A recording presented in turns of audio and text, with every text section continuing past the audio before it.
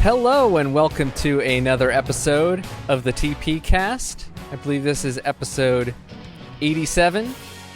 As always, with every episode, I'm Layne. I'm Kyle.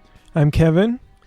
It's been, I guess you could say it's been a little while since our last podcast, although in our podcasting terms, it's actually pretty spot on.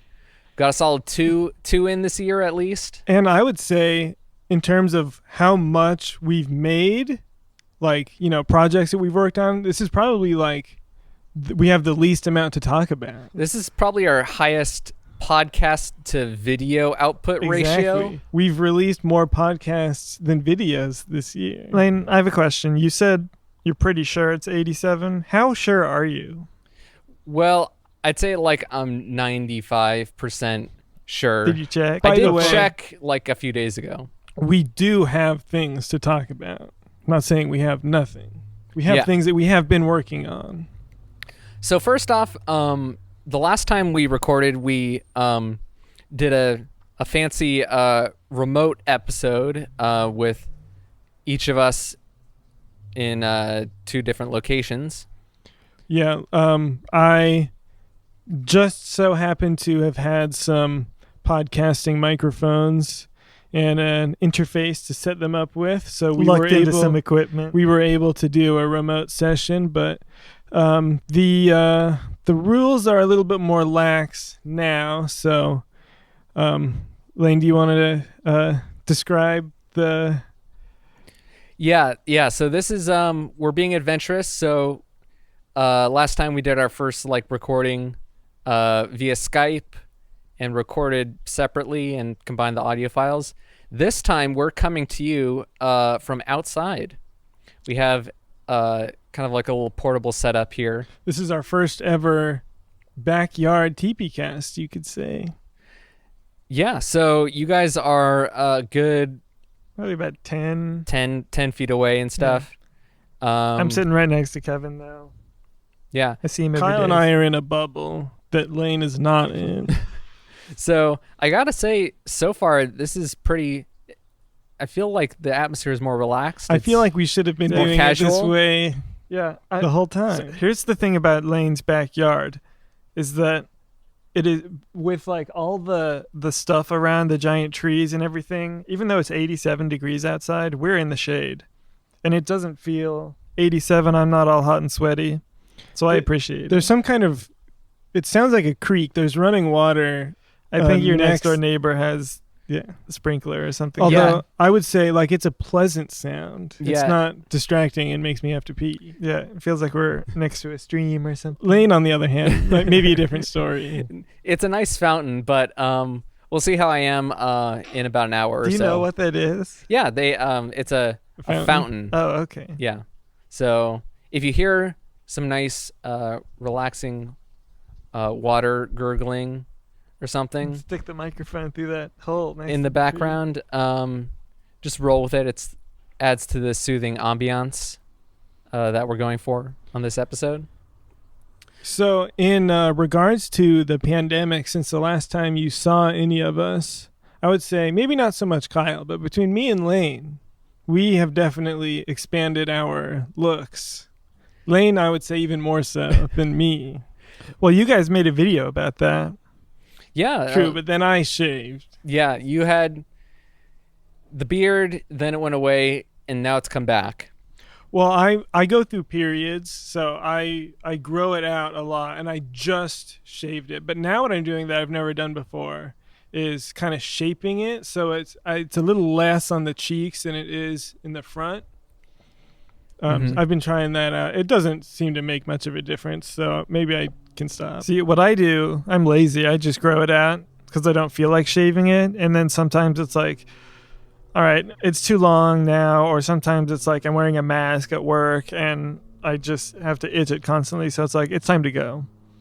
But I don't really stick to a, beard being my look thing or not. Layne's beard has gotten so long now. It's the longest I've seen it in, I think. Is it the longest ever. It's ever been? Because a while ago you grew it out a lot. Yeah, a few years ago. But I don't remember how long it was. I think it was about four years ago or something. I had it pretty long, but I think it's gotten to the point now where it's the longest it's ever been. So you do an election yeared. That's a good way of putting it. Yeah. And then also your hair. Wait, hold on. About the beard, have you measured it like from chin down? It looks like it's like 5 or 6 inches. I haven't yet. From the chin to the longest part, I feel like it's a good 4, maybe 4 inches or something. I feel like it hit this weird phase, and I think it's still in this phase where it like got to a certain length and then it just started to puff out. It's not going down anymore. It's going out. So I do think it is going down, but I feel like that speed has receded. Can I make a suggestion? Yeah. Braid it like a Viking. You're not the first person to suggest really? that. Well, now you know you have to do it. I want to see it. Yeah, well, pair it with some braided hair as well. Yeah, some dreads. Yeah. No. Just braid the beard and the hair. Are you going to grow your hair out? I feel like the hair is definitely going to go before the beard. I started growing the beard out when all this shutdown started. For us, that was about mid-March. Mm-hmm. So I feel like at this point, I've kind of dedicated myself to going the full year and see. Oh. Wait, on the beard or hair or both? On the beard. Okay. I feel like the hair is going to go sooner. Honestly, I think short hair and long beard is a good look. Can you make a ponytail? Not a good one. I could do like a poor man bun. Yeah, I'm at the point where I can do like a top ponytail and a bottom one, but not one. That's the same with me. Yeah. So kind of like the big bad boss. Yeah, that's a real deep cut. It's not too deep. It's kind of deep. So that's our facial hair and just hair in general update. Yeah. I forget what we were talking about before then. Nothing. That was the first thing. Yeah. So we were saying that we were in the backyard. We haven't put out that many videos this Although year. You know what we can talk about is the one that you two did, which is or did we already talk about this last time? The one out on the street. Oh, we probably talked about that because that was like February or early March. That was before everything. So I think we did talk about that. Although I can't recall if we talked about the little beard short thing that we did over Zoom or not. Yeah, we did a quick Zoom. It was like not even 1 minute or 1 minute long of me and Layne comparing our quarantine beards at the time, and mine was long enough that I could curl up the mustache, which I don't think I'd ever been able to do before. So I put a little bit of like pomade in it and twirled those up. And Layne just had at the time, big beard, although compared to what I'm looking at now, it was pretty small. Yeah. We should do a sequel. No. I don't have enough beard for a sequel. I did a couple of weeks ago. Like I said, I just shaved it off. Oh, well. So we did do that. But other than that... That was the last that you've heard from us. Yeah, other than that, we haven't been doing that many things. Because we can't. On the TP channel related front. However, we have been occupying ourselves with various creative side projects. Yes. Kevin, do you want to kind of go into what you've been up to? Sure. So when the shutdown first started, I was really itching to write something, and I knew that I would have enough time to write a feature screenplay, which means not a short film, but an actual like movie length. So if we were to film it, it would probably be about 90 minutes or so. So I really wanted to write. I had an itch to write. I knew I had the time. And I spent a long time coming up with an idea. Harry Potter fan fiction. No. I spent a long time coming up with an idea that I really liked, and I started writing it, and it was bad. I couldn't get into it, and I was like, well, that sucks, because I knew I really wanted to write something. So I stopped and decided to come up with something else. And once I came up with this second idea, I knew that it was like the one. See, my first idea, I think where I went wrong was that I was writing it just to write it with no intention of actually producing it. The second idea, I knew that it was something that I wanted to actually make into a movie once I could. So I wrote it's been a while now. Over the course of maybe a month and a half, I wrote my first draft, and it was just over 100 pages, which is great, especially for a first draft. It means there's not too much that I had to cut. And I sent it off to Kyle, and Kyle very quickly gave me some notes. So about a week later, I had a second draft, and I sent that one off to Layne, and Layne had some very good feedback for me. And since then, I've been sending off my other drafts to various people, and I haven't been hearing back as much as I would have liked to. I've heard bits and pieces from people. Basically, what I do know is that everybody is really enjoying it, and when people are like halfway through reading it, they tell me like, "Oh, don't tell me how it ends." Like, they're very invested in the story. So that's what I've been up to. I'm very, very excited about it. I do have a few roles cast even already. Oh. Did you know about that? No, that's news to me. Yeah, I'll have to show you. I have some footage of people acting it out. That's great. Yeah. That's awesome. Yeah, so that's really what I've been up to. I have my first ever feature film script done, which Layne, you might know, because like when we've been in screenwriting classes, sometimes they make you start like your final project is the first 50 pages of a feature screenplay. Yeah. So I've done that, but I've never actually finished a screenplay. And you never finished a feature. Never finished a feature screenplay. And usually I would have major problems with the pacing of it. Like, like the first act one has to be, 17 to 20 pages or whatever. And I'm like in act two by then, like, this is going way too fast. Although this one was just from the beginning, like I had plotted it all out beforehand, so I had all my scenes, and like they were totally lining up with where I should be at that point in the script. So everything worked out perfectly. I'm really happy with it, and I'm just waiting to hear back from more people so I can make it even stronger. All right. Yeah. No more details, though. I don't want to give anything away. Okay. Fair enough. Although, Layne, you can talk about what you thought about it.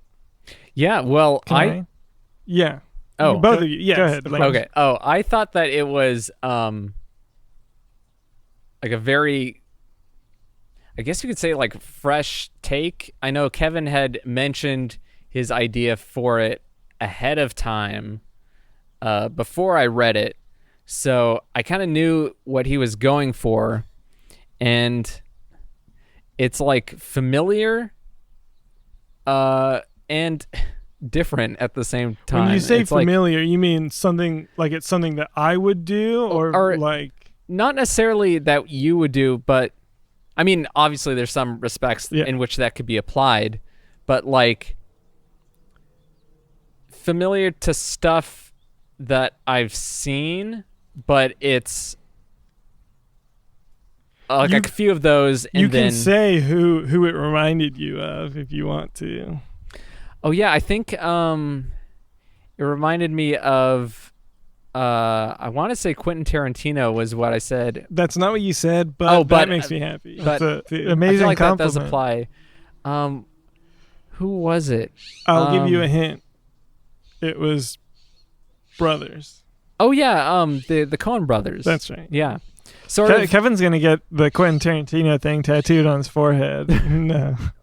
I would say that in regards to like it follows some characters as they start out in like completely separate places, and then as the story goes on, they come together and interweave, and that's always something. Relation to each other changes. Yeah, that's always something that interested me as a filmmaker. Like, I sent it off to one of my friends, and he immediately mentioned Crash, which I don't know if you've seen it, but No, it's I that haven't. same type of thing. I don't think I've seen it. So my thoughts on it was when Kevin told me his idea for it, he purposefully left out a giant chunk of it. I thought he was writing about one small thing, and then when he finished it, he told me that it was a lot more unconventional. I did that on purpose so Right. that Kyle would totally think I was going one other way with Yeah. it, just to surprise him, just for my own amusement. So I was really surprised with the direction of it, the way the story went, but I think it's absolutely something that's worthwhile to make. And maybe do you want to what? I was going to say, when Kyle first read it, he came over to me and he sat down and he just smiled and he said, "It's so good." And he told me that it could end up being my best screenplay, which Kyle and I have had disagreements before on what my best screenplay is. So now, film, not screenplay. well, now we can agree on Right. what it is. It's this one. I also gave you some amazing feedback. You did. Yeah. You mentioned Layne gave you great feedback. No, I gave you great both of you feedback. have been extremely helpful and will continue to be So that, I assume. maybe do you want to talk about what kind of inspired the story? And what I mean is, I'm going to cover my mic for 1 second. Kyle's. Oh, just go ahead. And I was just talking over in case there's some microphone bleed happening. My voice will be obscured. Okay. Okay, so before we saw Parasite, you remember that movie? Yeah. Kyle told me, well, it's the kind of movie where you don't want to really know what it is, what the movie is, what it's about before you go into Yeah. it, which we did. We went into it pretty much blind. Like, I don't think I'd even seen a trailer for it. I didn't know what the movie was about. Kyle told me one thing that he had heard about it. And when I watched the movie, I was like, oh, you know what? It's not really that thing. But that thing that Kyle told me that wasn't true stuck in my head as something that would be a cool idea to do. So I kind of took that and made it my own. So basically, if you're Do you know what thinking I'm he's making a talking about? Parasite type movie, not at all.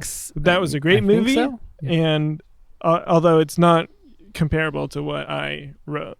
But something that Kyle mentioned about that movie helped inspire me to write this one. Sorry if you hear that. Kevin's started Apple ringing. Watch. Is it time for you to stand up? No, that was a phone call that I ended because it was a number I don't recognize, so I don't answer Yeah. those. One of those. So yes, very exciting. Yeah. So, Oh, yeah, I guess I have one other thing to talk about. go for it. Which is much less exciting.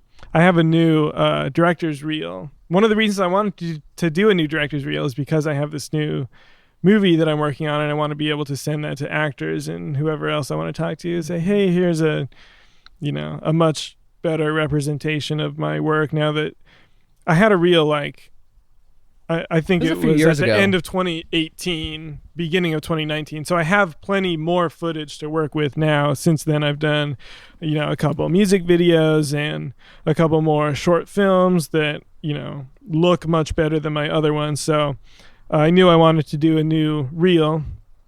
So I put that together. It was, I think, a minute and a half. Mm-hmm. And I sent it off to Layne to write the music for, because he did that for me last time.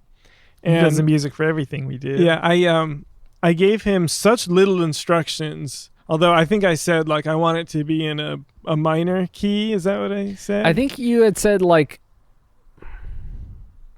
because more minor than the last Yeah. one? Because the last one I did, or that you did the music for, was a much It was like action music, pretty much. and it was a I don't want to say happier sound, but more major, I guess. It was Iron Man music, pretty much. Yeah. So this one I said basically just make it a little bit darker, but other than that I didn't say anything. And Layne sent me back just the best thing ever. I listened to it over and over again, and I watched my reel with it so many times. I'm just obsessed with it. It's like perfect, and there's like, even though it's darker, he like matched lighter parts of it to lighter parts of the reel. It's just so good. So if you go to my website, kevinbrio.com, or my Vimeo or my YouTube channel, you can check those out. And what he's saying is, don't watch it for the reel. Watch it for Layne's music. But also watch it to hire me if you want me to direct anything. It's actually, it's great as an actor, and I don't have any experience with this. I'm just assuming. It's great as an actor when somebody approaches you with the role and can give you the reel and say, look, my stuff gets done. This is what it, potentially is going to look like. This is the kind of quality of our productions. I've done that before where I'm, for my types of films, I can't always cast people that I know personally, or sometimes I just want to work with new people that I haven't worked with before. So I'll go on the internet and I'll find, local actors, and it's so easy to just have a reel to send them, or, to have a website and my reel is on there. And, these actors have gotten back to me and they said, when you got in touch with me, I did my research on you and I watched your stuff.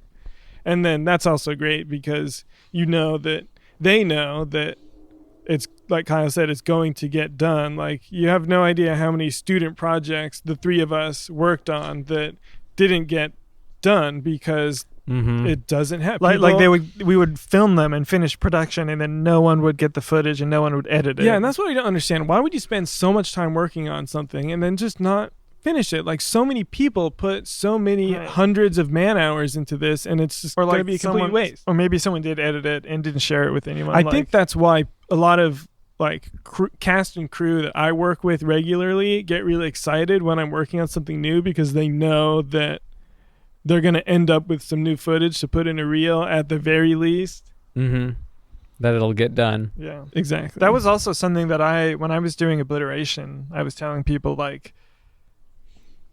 barring some kind of natural disaster, this is getting done. This is getting made, which, I feel like now it's a little bit harder to make that assurance to people, but back then it's a nice thing to be able to say. Yeah, with very few exceptions. Like, between the three of us here and TP, of the, I want to say, hundreds and hundreds and hundreds of things that we've put out, there's maybe been like 5 that we started and never finished, and all of those are from years and years ago. Like, now we don't start something if we're not going to finish it. Or I should say, we don't finish anything we haven't When was started. the last time we canceled something midway through production? Was it? I think it was Project Black Knight. Knight, That's the only thing I can remember. I think there was one thing after that, which was a quick video that we shot in, I can't say the name of the place. The location redacted. Yeah.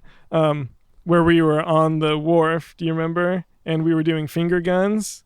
And I have all that footage, and I edited it. Oh, yeah, and I never, vaguely. I never. I don't exported remember it. that. I do.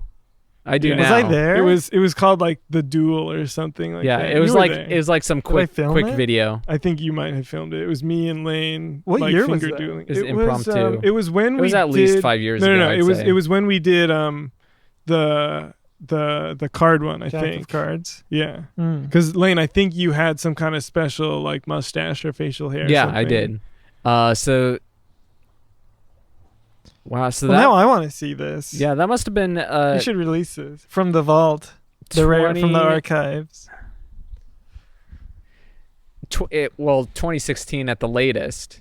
No, But I Jack wanna of say it was Cards before 2015. that. Pretty sure. Yeah, it was before. No, it would have been 2013, I think. Really? Was it before Yeah, it was. Force Awakens? Yeah, I think it was. Was it the year after you taught us how to play Rummy? Because I feel like we were doing Rummy and we're like, oh, we want to make a card movie now. Well, that definitely kicked it off.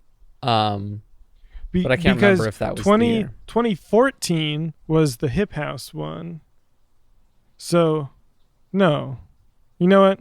I don't know. We're not experts on our own timeline. You know That's what? why. Never That's mind. why we have a wiki to look all this stuff up. We have a wiki?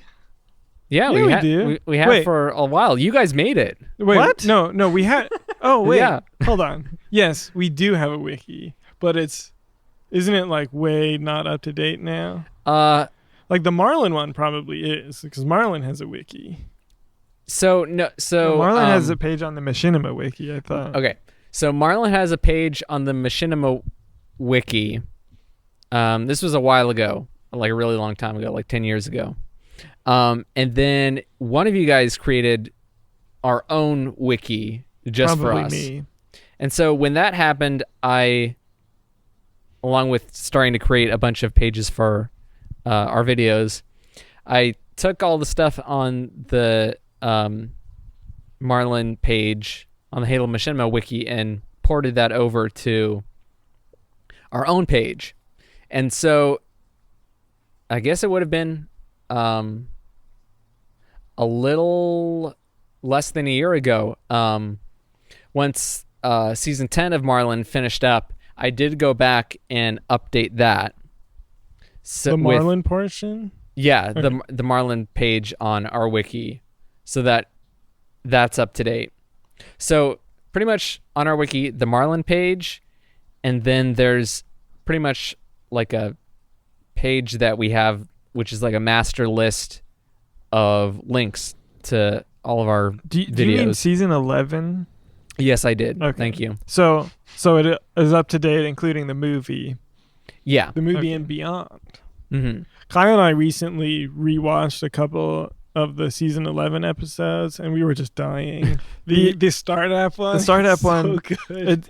It's so funny and for so many different reasons, but I think my favorite part of it is just Layne's character. Yeah. That he's so confident that everyone's gonna love Everything that he said. even though They he's told me that was destroying. gonna kill. He's like, and then when it doesn't work out, he's like, we're not gonna get to build that parking structure that you guys were so excited about.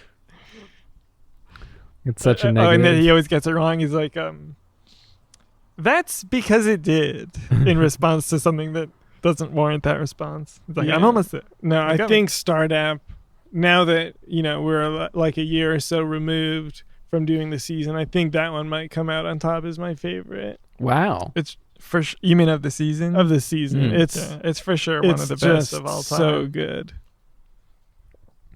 Like from start to finish, there's nothing wrong with that one. So, Layne, I think you should talk about your project. thanks for you've been that working transition, on. Kevin. You're welcome. I was looking for a way to dovetail into it. So Kevin's been making writing his script. So in the meantime, I've been Wait. Let them guess. What do you guys think he did? There's two aspects of What does interest. Layne do? one is what we've been discussing, which is video. Another is another thing that we touched on briefly, which is music. And so I've been getting more into that aspect a lot because it's something that I can do on my own without interacting with any other people physically. And, also just because it's fun. So I've been getting more into that. I did Kevin's new directing reel. Which you guys should pause this and go listen to if you haven't already. Mm-hmm. And See that, but Layne, I'm come plugging back. both of us. thanks. You're welcome. So Thank you. I also have done a few things that I've been meaning to get to for a really long time, but And by really long time, you mean really long time. yeah, but just have never gotten around to. One is create a Fiverr account for doing music stuff. Fiverr's great. I've used it many times. to Get stuff hire done for me. Yeah. hire people. Yeah, Kyle's a big fan, and everything that he's gotten out of that has been pretty quality. I do have something to show you Oh, regarding that. really? Secret stuff. So I did create that to make music for people who want it. So if you are someone who wants it, you could check that out. I would suggest that it's the same type of thing that I have done, where like if you need music for like a reel or like a theme song for something, I think that's probably where you're gonna get your money's worth out of Layne. I think one of the good ones you suggested was like, if you do what we do and you do a podcast, it's a good chance to get like a theme for your podcast. That type of thing. I think that's what you want Layne to do. Yeah. So I mean, that's just what I'm saying. I don't know, Layne, you might disagree. But I mean, those are like excellent suggestions for what to use Layne's fiber for. yeah, I agree with that. I mean, in an ideal world, I think it would be fun to get hired to score. I mean, obviously a feature would be fun, but also like Kevin, would you like to make Layne looked right at me when Yeah. he said that. but like there's any doubt. Would you like to make But- an official offer? But also I think it'd be really fun to do music on like a video game or like a Star Wars fan film or something like that. So Yeah, I mean- those are the things that I would really like to do, but I feel like that is a little beyond the scope of Fiverr and a little more specialized. I can endorse you here. Layne is really good at that type of thing where if you tell him, I want something that sounds like Star Wars, he can do that for you. Or I want something that sounds like the Blade Runner soundtrack, he'll be able to do that for you. So if you have a Star Wars fan fiction Halo. film, and you want something in the vein of John Williams, tell Layne and he'll do it for you. Or if you want something more like Mandalorian, he can do that for you. What if you Layne want, and I often do for my films is I'll send him a couple songs of like, I want it to, have this kind of atmosphere, this kind of feel, sound like this. And he'll listen to those and give me usually something pretty spot on. And do you remember that time we did the Marlon episode where after, YouTube didn't allow you to use other people's music, we're like, it'd be great if we could have Chariot of Fire here. And Layne just did a Yeah, that was rip-off, essentially. Yeah, that was even more of a rip-off than Right. what I usually do. So that's up. Along those same lines, I was able to do a sort of a little theme song for a Kickstarter project. That's right. I saw that. Yeah, so But you showed us that before, didn't you? You showed me. yeah, And I remember hearing told about you. it. I gave you a No, taste. you sent it to me. Right. I think you did. You sent it. Yeah. I think you sent it to me, and I showed it to you. That's what it was. yeah. So you guys have both heard it. really good. So yeah, it's for a Sorry if you keep hearing my I'm holding yeah. my microphone. Is it time for you to stand up now? No. So it's for I was able to do some like theme music for a Kickstarter comic. It's called The Macabre Motel, and it's written by a guy named Frank Martin. And I actually, obviously I know this now, but way back years ago, Frank was making machinima, and he did this short machinima. It was like a horror movie about this, I think it was like this haunted cone. Was it in Halo? Yeah, it was in Halo 3. So yeah, I vaguely remember that. So that was back when, I forget where I was posting that I could do music for people's projects, but through that I did the score for his machinima, and then all these years later he reached out to me and asked if I That's so would like to do awesome. this. So cool. He remembered you.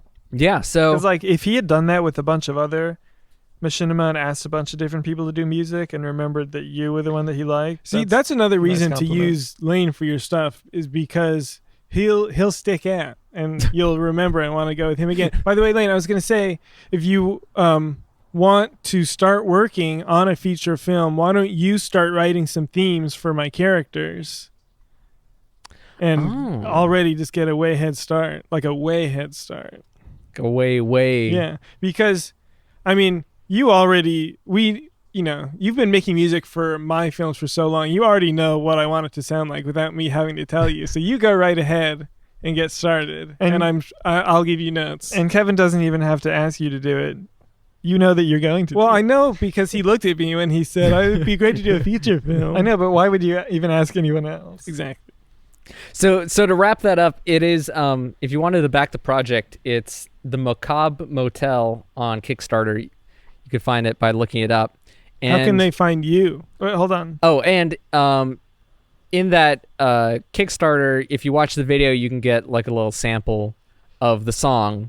And then if you back, there's all the different tiers that you can back. And if you back at the $75 tier, you'll get a bunch of, extras plus the full length song. Is that just like a digital download? Yeah, I'm presuming so. So you could check that out. If you wanted to to get in contact with me to do like other music stuff, Which I highly recommend. And I do as well. there's a few ways. One is to check out the website that I have, lanethomas.net. Unfortunately. Someone's camping on .com, unfortunately. I own kylebrio.com, but I don't have a website for it, but I own the name, so no one else can take it. Although I'm pretty sure there's not another Kyle Brio out there. You'd probably be surprised. And or another easy way is through Twitter at Layne Thomas. Do you know what your Fiverr is? Just I don't know what search his name. I don't know what the link is off the top of my head, but just search Layne Thomas. Can you get to your Fiverr from your website? There is a link there. It's probably not as visible as it should be, but it is on there. So yeah. So there's that side. And then also I'm coming out with a I guess you would call it a solo album. Technically it is solo because it's just me doing the music, but it's not Your singing. name It's is just on the... it's just instrumental. So as I've been doing music, I've, in addition to doing the music for our videos and projects and stuff, I've just been making like regular instrumental songs on the side, usually rock based. So I've been doing that, and I started to collect enough songs to do an album. This was, I'd say, a good 10 years ago or so. I think it's even longer than that. I feel like this has been going on for so long. Probably. So I got into this cycle, which is kind of a blessing and a curse at the same time, where I would accumulate 5 or 7 songs, and then by the time I have completed the latest song, I would go back and listen to like the earliest song that I did out of that grouping and think, oh, this isn't good anymore.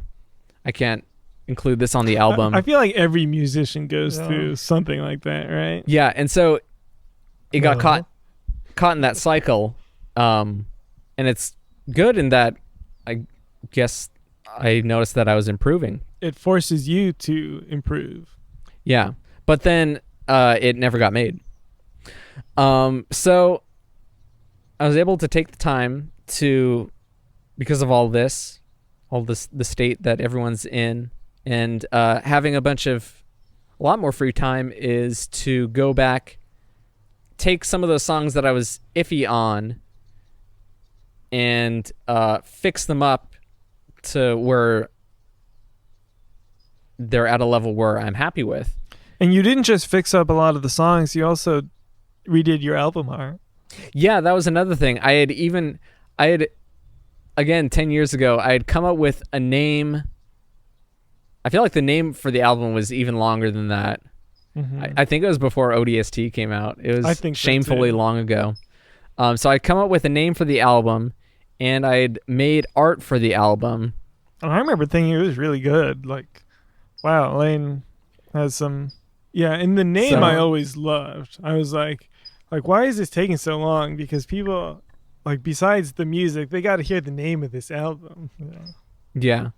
Now I hyped it up too much, and it's not going to be that I'll just say it. The name of the album is Light to the Face. So, more details on that very soon. So, I thought a really great album cover would be like you shining a flashlight on my face, and it's like too bright like this.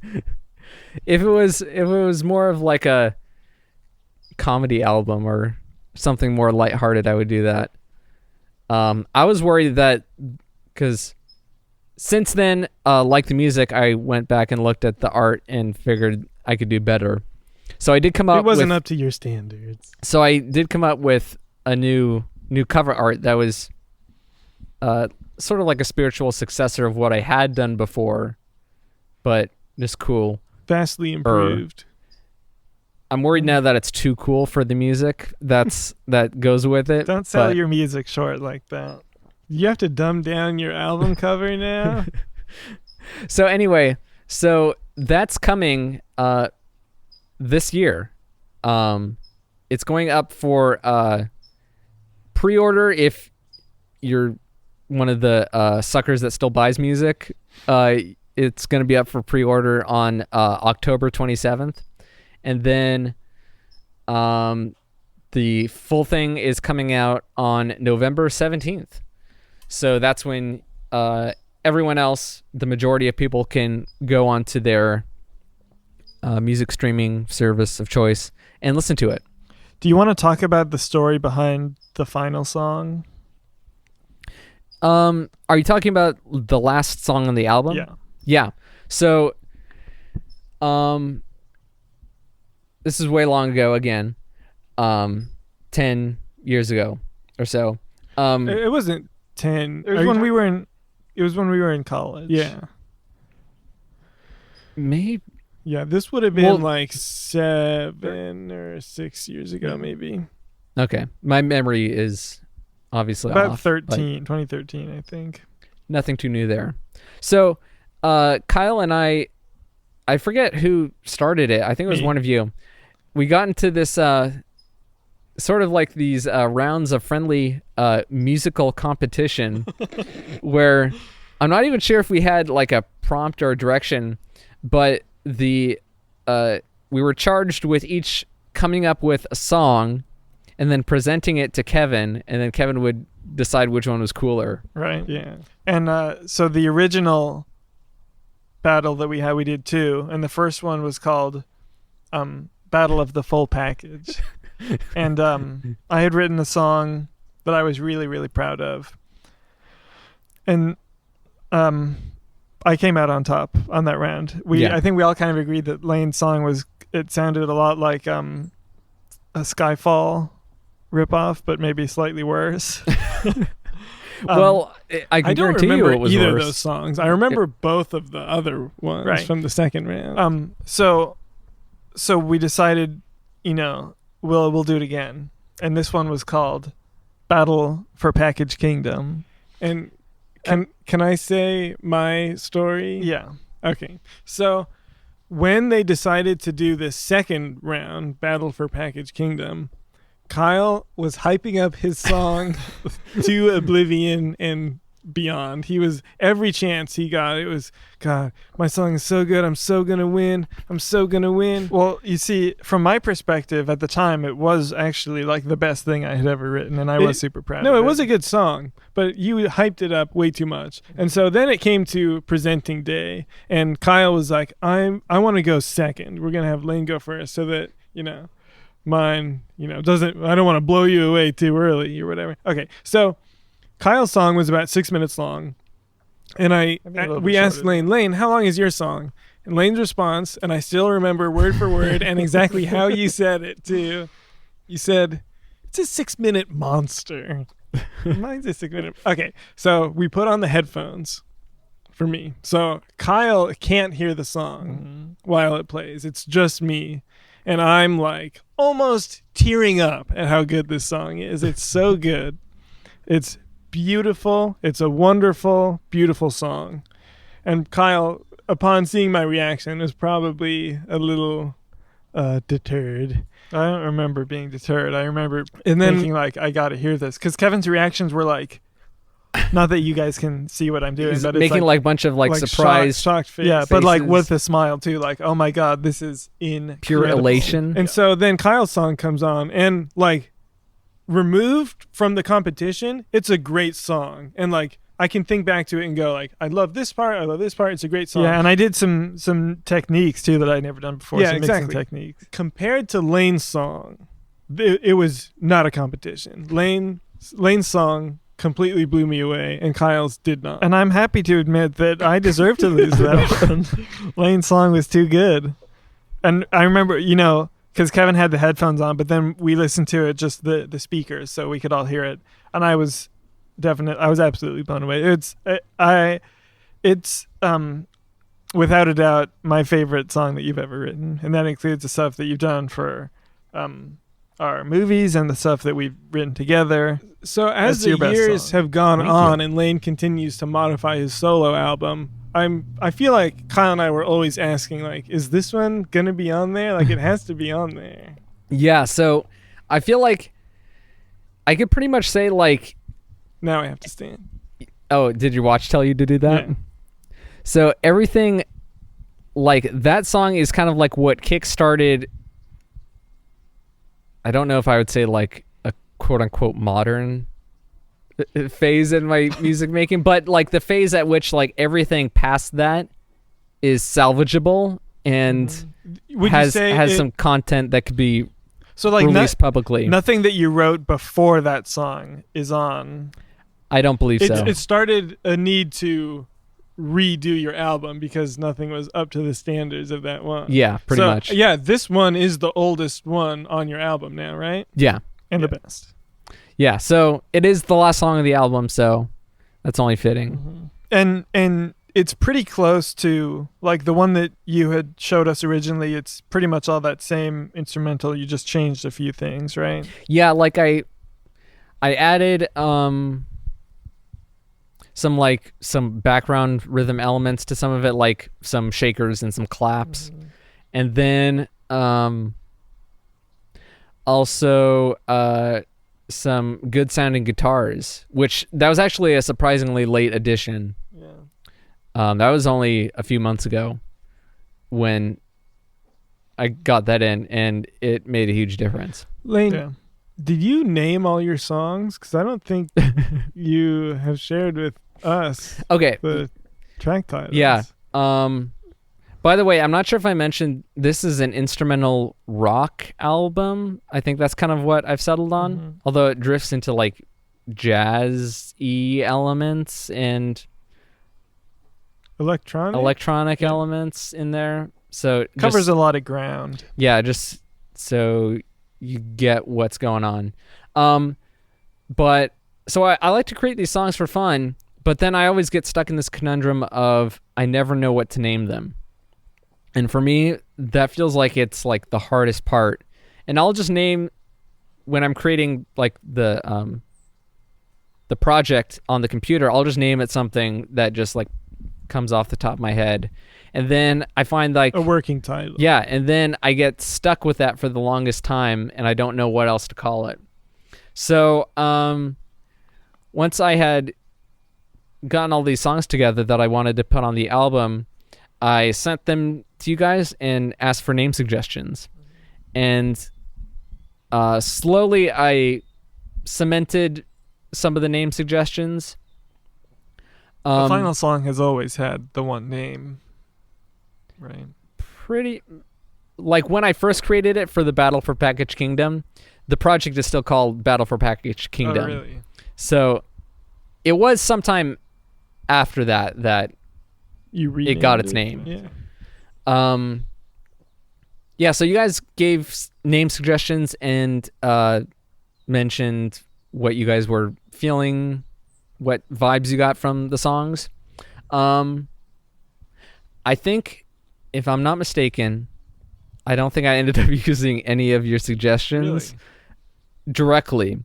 However, your suggestions did help steer me in possible directions, which did make a difference. You have to share with us the song titles then, because I just realized I don't know what they are. I will once we've stopped recording, although it's not too much of a secret, but Yeah, they're going to be Everyone's gonna know public. yeah. So that's been a long thing that's been on the back burner, and it was kind of like one of my resolutions, even though I don't really make New Year's resolutions. It was one of the things that I kind of wanted to finish up and get done. But you happened into the perfect situation to be able to get it done, which was a national shutdown where we can't do anything. Yeah. Pandemic. So some good things have come from this. yeah. So check that out. Light to the Face, November 17th. Is it going to be under your name? Yeah. Okay. Yeah. Same place. If you look up also the Marlon Delete the movie soundtrack. Yeah. Which And is then also it's for your also listening November pleasure. 17th is the anniversary of the movie. Yeah, which it wasn't a conscious choice, but it just sort of happened For some to reason, be that. that date has always just felt like a good one to me. Even Mhm. before the movie came out, I remember I was thinking like November 17th, that's a nice day. Pretty much, I think my rationale was I felt like it wanted to be a fall release. And I didn't want it to be early November because of the election, and I didn't want it to be like right at or after Thanksgiving, because then everyone goes into crazy Christmas mode. So It's literally the perfect day. yeah, so it's just it just lined up. And I think it's a Tuesday, so that probably steered me as well. But anyway, enough of that talk. Kyle, what have you been up to? I started an OnlyFans. How much money No, have you made? No, you made an account to sign up for other people. Is that what you mean? How much money have you spent? Too much. No, I did not do that. I've been working on a few things. Now that I think about it, I think we did talk about last time the Heads or Tails movie that I did. But last time we talked about it, it was not publicly available. But now you can watch it. It's on my YouTube page. You can just search Kyle Brio on YouTube, and it'll come up. Or I think the Thomas Production social pages have linked to it as well. Yeah, we did post that out. And if you didn't, Layne, you can do that for me. It's basically a TP video in the sense that it's a comedy and it was made by Kyle and it stars the three of us. Yeah, it's TP video with more people in it. Yeah, it's like the Kevin and I had so much fun in the Jack of Cards movie playing the announcers, and Layne had so little fun filming it because if you watch the bloopers, it's just us not being able to contain our laughter. The footage captured to footage used ratio was way off the scales on that one. And so this movie is basically us reprising those characters, which was so much fun, and again, so difficult for Layne. But we got and you, Kyle.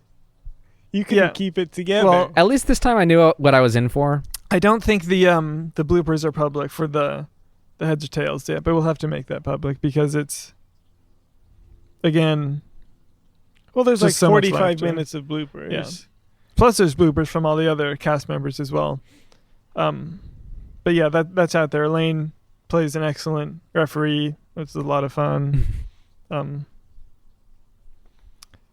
addition, one of my favorite moments from the bloopers is Kyle when you can't stop laughing, and you slap the script against your leg, and you say, "I can't get set." Yeah. Another good one is all right, I got it on this one, followed by immediate breakdown and complete, Yeah, bunch of like laughing as at soon it. as Kyle said, "I have it on the next one," I just knew that it was going to be at least 2 minutes. That's when you know, when you say you have it on the next one, that's the curse. It doesn't happen. It's just like, don't laugh. Yeah. In addition to that, Layne and I got involved in a project, which is another instrumental music project that we were kind of we did together, sort of mixing it, and I was involved creatively as well. Mm-hmm. You kind of the one that like let me know about it. Yeah. So that's I don't want to give too many details on it, but the name of the project is American Fart Band, and American Fart Band's album is coming out on all streaming services on October 30th. And if you're an Apple Music or iTunes user, you can stream the single V for Retribution now.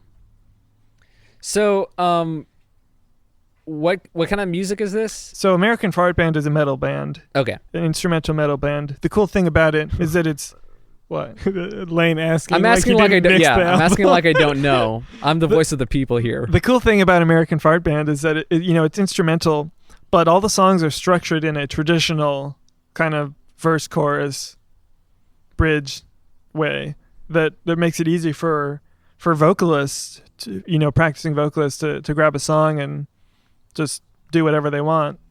I think that's a cool kind of thing. Obviously I'm not into this scene, but I know like metal bands have put out like instrumental versions of their albums. Right. So I feel like it's kind of like a similar situation here. Yeah. And even though just there's no lyrics. I'm just period. I absolutely love the snare drum on the album. It's just such an amazing snare. And they're a pretty good band. Yeah, they have some good tunes. I had a lot of fun working on it, and the music is really, really good. So check that out. I also, I've been writing music for a very, very long time. Mm. Obviously with the package situation. Yeah. So a totally different style of music than I don't. Layne. Yeah. So I'm a huge metalhead, and I basically only write metal style music, and it was October 2011, so it's 9 years now that I got this free program called Tux Guitar, which is, if you're familiar with Guitar Pro, it's basically just like a free version of Guitar Pro. And I started writing music, and I've written hundreds and hundreds of songs over the years.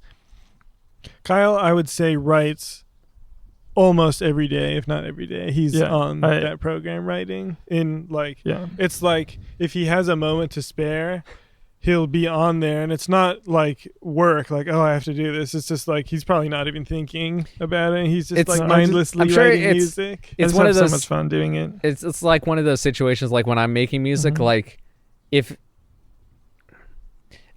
if I once I start, I get Mm-hmm. sucked into it. So Yeah, it's a lot like filmmaking in that it's just such a hobby for me. It's not work at all. And I love, because when I'm in control of every bit of the music, what the guitar, what the bass, what the drums do, then it's the kind of music that I like to listen to. So it's, I have a bunch of fun writing music, and I've decided to get a little bit more serious with it. So I got myself a MacBook Pro, and I got Logic, which is what I use. Yeah, digital audio workstation DAW. And when Layne and I were working on American Fart Band, I was kind of watching him use Logic, and he gave me a wonderful 2-hour tutoring session as well, which I'm very appreciative of. And so I've been taking a lot of the music that I've written over the years, and I've written in a lot of different styles, different genres of metal, and I have this one kind of very technical genre that I write in that style a lot, and I've collected a bunch of songs over the years, and I'm putting some of my favorites together, and it's all MIDI information, but thanks to technology, there are ways to make it sound a lot more realistic than MIDI has in the past. you can kind of get a guitar DI and reamp it with an amp sim, and it sounds pretty good. And there's like humanization things that you can do to make it not robotic sounding. And the same with the drums and whatnot. So it's all MIDI, not, it's not real humans playing it, but it sounds pretty good. And I'm working on an album right now, and it's not going to be released under my name. It's going to be under a band name, which is called Steaming Pile. And all the song titles are kind of funny like that. Kevin has helped me come up with a lot of the song titles. In fact, if you guys remember the Carnage Fest video that we did, which was a bunch of fake metal band names, it's that same kind of thing, but kind of turned up to 11. Well, Kevin and I have been collecting band names over the years since we did that. Yeah, because we always wanted to do a sequel to that, and it was like, if we were to do another Carnage Fest, what would the names of these bands be? And we have come up with we have an endless supply. I have a document names. that's like 4 or 5 pages long of just potential Carnage Fest band names, and I've taken a lot of these names and turned them into song titles for Steaming they Pile. can work both ways. Steaming Pile was one of the band names that we come up with as well. So as for when you're going to see that, I don't know because I'm not done with it yet, but I'm close. I feel like I'm close to being done. Layne has been giving me some feedback. I don't know if you saw, I emailed you last night. I did, and I was meaning to listen to that and get back to you for today, but I forgot. No worries. Well, I've been showing a few people here and there, some Steaming Pile projects, and I've got nothing but compliments. I don't want to hype up my music too much because apparently that's a problem, according to Kevin. But one person, I got a comment from somebody that said, "Bro, that is unbelievably epic." So I'm looking forward to releasing that. That's fantastic feedback. And also, when I heard like how fast like you're going, like with these songs, like it seemed like you were making. I think you told me you were making one a day. Pretty much one a day, at least. Well, getting but they're it already started. written. Yeah, so all the songs are already them. written. It's kind of always converting one from my Tux guitar file into this Logic file, one a day, and then spending a lot more time. Because once you do that, you got to do a bunch of automation and whatnot. But like the one a day thing, if you know like how much he works on these songs and how like, how much he work and care he puts into them, one a day is not as surprising. Much as I mean, not surprising. When I'm writing a song, I generally don't do it all in one sitting, and it'll take me maybe 3 or 4 days to write a structured, 4 or 5 minute song. I have done it in one sitting before, but it usually takes me a few days to write a song, and my process is very different from Layne's. I aside from writing in different programs, I usually just write something and then it's done, whereas Layne will spend a lot of time going back and changing stuff. But yeah, I haven't shared my music. Like I said, I probably have like 1,000 at least songs written. No, I don't share it with a lot of people, but Steaming Pile is going to be the first public taste that you guys get of kind of the style of metal one of the styles of metal that I like writing. Well, I was going to say, at least you're going so fast that you won't hopefully run into the same problem that I did. Right. Since you're doing kind of like getting all of them Kyle, at the same how stage. How old would you say is your oldest song on here? On Steaming Pile? Yeah, and how new is the newest one? The oldest one I probably wrote in... It was before we went to college, so it was sometime 2011 or 12. Probably 2012. The latest one, let's see. I think it was.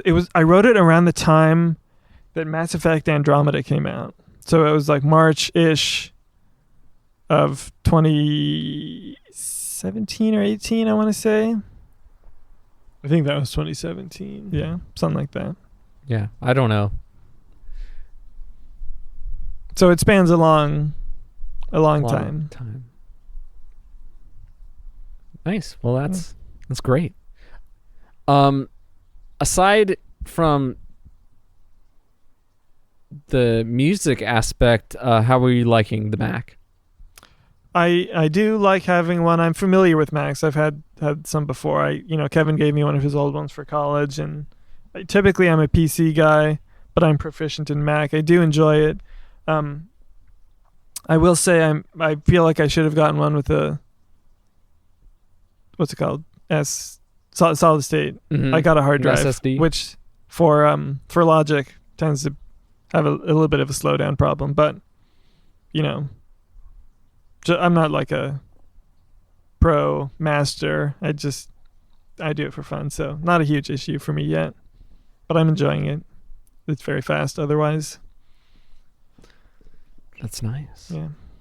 'Cause I know you're hardcore Windows for Yeah. a little while, or at least that's what we kind of teased you about. He has an Internet Explorer tattoo. Yeah. No, I don't. But Now it's just an Edge tattoo. I was absolutely an Internet Explorer user, and I liked it a lot. I mean, the jokes that people make about it being slow, I never had a problem with Internet Explorer. I like the UI, but I've since converted to Firefox. And do which you I use find Firefox on superior. your phone too? Yes. It's mainly convenient because I could easily send tabs back and forth. Yeah. Since I use Firefox mainly on the main computer. Did you know that with the latest update, you can set it to be your default browser, and anything you open, any like mail attachments or anything, can go right to Firefox now? I did know that, and yet I have not set that I want to put setting out yet. a quick PSA about Firefox. So Google Chrome is the most used browser at this time. You guys, Google tracks everything you do. Don't use Google Chrome, even if it's the best. Yeah, You think Mozilla it's the best? is like the Apple of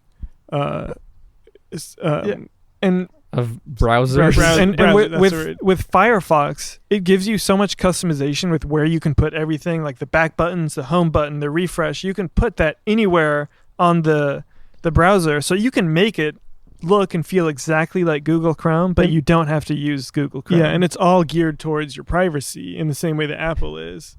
And I actually met somebody who works at Mozilla one time, and I told him like he was wearing a Mozilla jacket or something. He said, "You work at Mozilla?" He said, "Yeah." I said, "Dude, like Firefox is my favorite browser. I use it on my computer. I use it on my phone. It's like my browser." And he's like, "Oh, that's cool. What do you like about it?" And I told him the customization and the privacy, and those are like their two big things. Yeah. And another thing you can do with Firefox, I don't know why we're talking about this. I feel like everybody knows, but you can there's extensions, free extensions, and you can like totally customize even more than what you can do on Yeah. other browsers. But like I was able to model mine after Internet Explorer so that I know where the home button is and everything. I don't have to go looking for it. I just go right Muscle to it. memory. Yeah. So That's Firefox that's your- recommended. That's your We're browser not getting any talk. money from them, but we all endorse. So anyway- I guess you could say. Yeah, I haven't set that on my phone yet. I use Safari on my phone. I should probably not do that, but I do. Switching gears real quickly in terms of what we've been doing, there's one thing I did forget to mention in terms of myself and doing music stuff. Since 2013, I've been working on doing music for this machinima project called the Halo Mole, which was sort of a brainchild between Deathstorm from Podtacular and then also Jackfire, who is also from the Podtacular gang, I guess you would call it. So anyway, this was based in Halo 4, and it's pretty much like a reality TV show that is in the game Halo, pretty much. Isn't it like a game show? Yeah, so there was a TV show called The Mole, in which there's a bunch of contestants. A real show. Yeah, with physical people.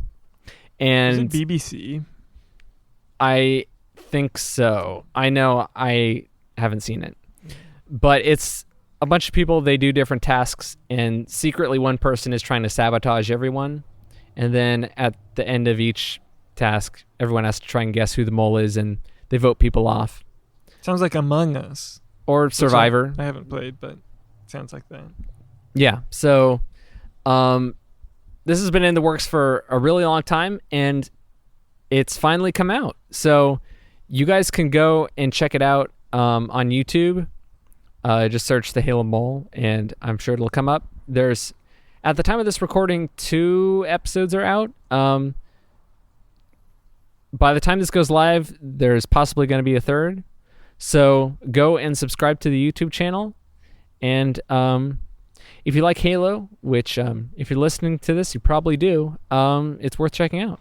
How much music did you write for it? I've written a lot of music for this.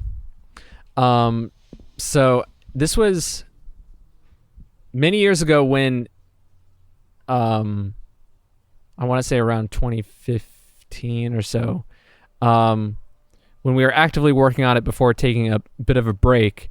I had amassed CD's length worth of music, which is over 80 minutes, I believe. Wow. So that was way back when. So yeah, it's a lot. So I'm happy that everyone is getting to see everyone's hard work and effort, and yeah, try and figure out who that sabotaging mole is. I forget if I've been told this before or not, but I actually don't know who the mole is. I was going to ask you that. Yeah. I suspect I might know, but I'm not positive. So I'll be just as surprised as you guys are. So, speaking of Halo, we've been talking all about kind of ourselves, our insider projects. Hopefully that hasn't been too boring for you guys listening.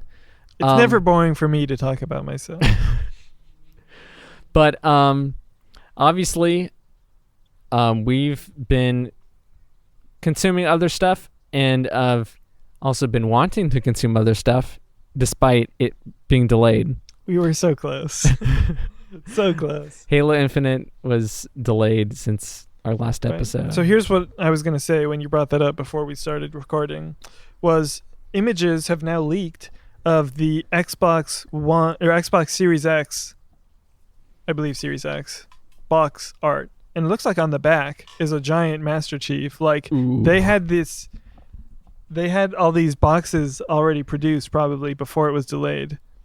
Like, same with the Monster Energy drink. Yeah. And so I think that Microsoft was probably so upset that they delayed it because they were banking on this being their selling it was point, like essentially. yeah. You know what I would have It's their done, big selling point which for the I console. imagine for whatever reason just wouldn't work, but maybe just release the multiplayer with, the launch of the console, because it was going to be free anyway. And if it was going to come out on November 10th, it would be ready by now, right?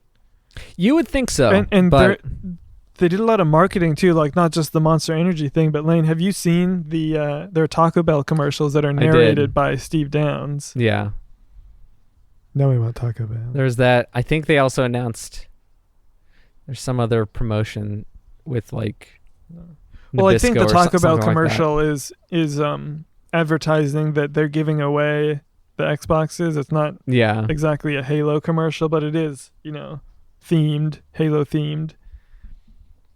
It's just so unfortunate because I was so ready for it to be Halo season. I had all these plans. I was Yeah. going to buy some Game Fuel. Yeah. Honestly, with as we've been going through the year, every kind of entertainment thing imaginable has been getting delayed, pushed back, or canceled. This was kind of like the thing that I was most looking forward to this year. So, And it doesn't seem like it was delayed because of the pandemic. It was delayed because the reaction to the footage that they put out was bad. I think I wasn't disappointed by it, but a lot of people were. I don't think that helped things Yeah. at all. Yeah. So you thought it was fine? Yeah.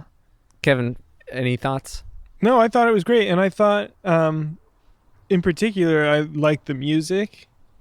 Mhm. Yeah, and Marty likes the music too, which is nice. Yeah, I think as far as the Marty is unreplaceable, that they did a fine job, and since they released 3 or 4 tracks, Mhm. and they sound great. They are missing the Marty, the Martiness, but The flair. they're better than the last 2 Halo games music, which I don't remember anything from. And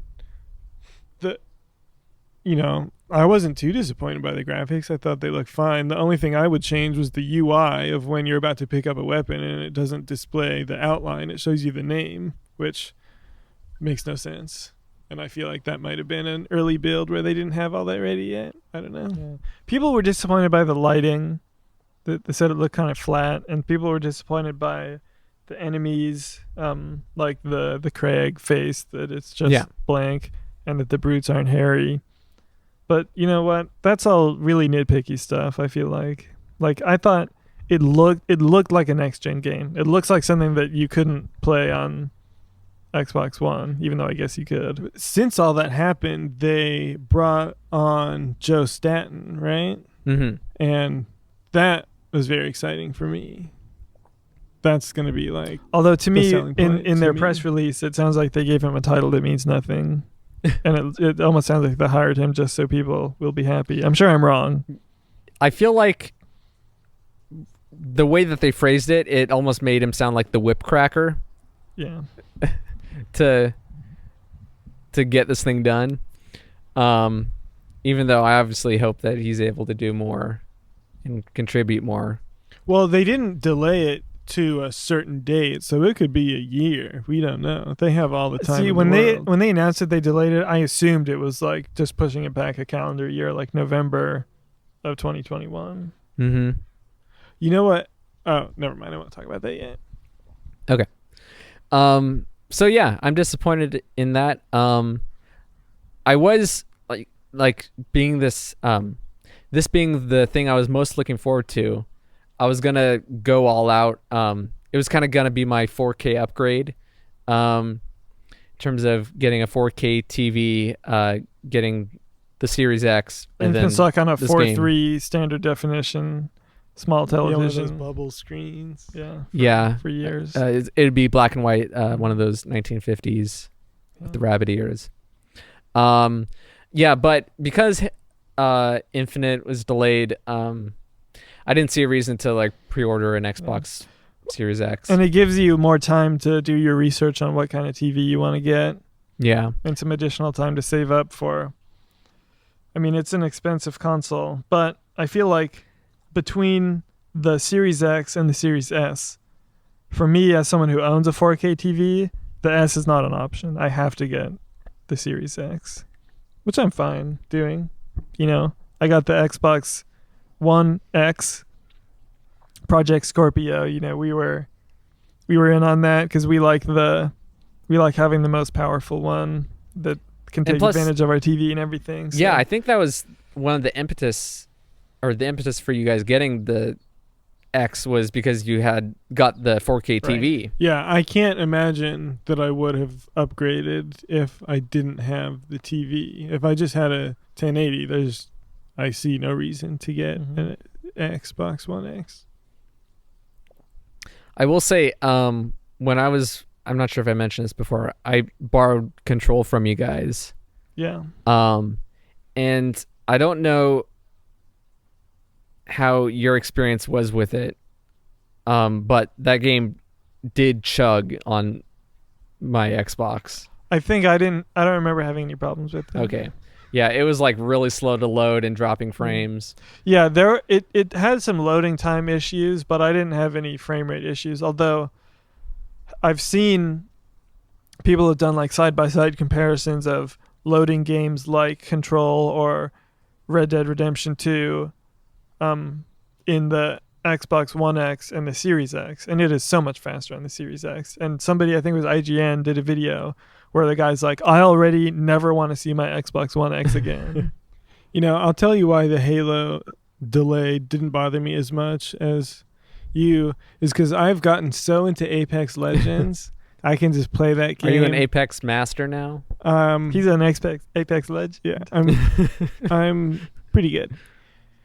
And they just have constant content drops and updates for that game. So like I don't want to stop and play something else right now. Yeah, I'm plus playing you've Apex. spent about $50,000 on there. Absolutely untrue. No, I've spent very little money on that game. Although I have spent some money. I think the last time I ended up playing was with you. That time that we both played together. Oh, you and I gotta know that there's been a new drop since then. But yet I feel like I'm so out of the loop that I'm hesitant to go back in. No, it's a game you can really jump in at any time and just download whatever the latest update is and go in there and have some fun. It's so much fun. Speaking of updates, while Infinite got pushed back, they've been pushing out more updates for Master Chief Collection. Mm-hmm. I'm not sure. I'm assuming you guys have been keeping up to date on all the new stuff that they've been putting out. Honestly, I that. have not because I've been focusing on Apex, but I did see that they are adding into Halo Reach that helmet that we got like one picture of. Yeah, and then I think the GRD helmet. We saw nothing else about that, and then finally they're adding that. And aren't there like some armor coming, like armor types coming with that too, or is it just the helmet? You remember, Kyle? There was that one picture of the one helmet. It was almost like a myth. Like they didn't even before acknowledge the game came that out? it existed. No, it was after. It was after 343 got control of Halo, and they made this little helmet, and you saw one picture of it, and then like throughout updates in the game on maps or something, you could find a little plushie doll, and it had that GRD helmet. Yeah, it was. This is sounding just so vaguely familiar. You'll tell. It was. I'm not even. I can't picture what you're talking about. Yeah, so it was one of the DLC map packs for Reach. One of the screenshots had a Spartan crouched with this helmet on, and everyone kind of went nuts and was wondering about it. And so then after the fact, when they did the Master Chief Collection, they hid those dolls around with that helmet on. Cool. So now they're finally adding that helmet along with variants of that helmet. That's really cool looking. In it looks kind of Killzone inspired, which I think the EOD was kind of like that too. Lots of people have been comparing it to a Bionicle, which I think is a fair comparison. So yeah, that's coming, and then they've added a bunch of new stuff to games, which has been weapon fantastic. Skins and stuff. Is that what you're talking about? Yeah. So yeah, that's pretty cool. I know the last time we jumped in, and this was after don't know what you would technically call it. I think it was No. It was when they put in the acrophobia skull. Yeah, I know. Or whatever it was called. Yeah, I know they named the updates, but I can't remember what this one was called. But they added a bunch of new stuff to Halo Reach Forge, and that was a blast to kind of fly around with sabers on Forge World and do all that stuff. And then in this last update, which is like the focusing on ODST a bit, they added the new weapon skins and then visor colors for Halo 3. And then they also ported in the silenced SMG and silenced pistol into multiplayer.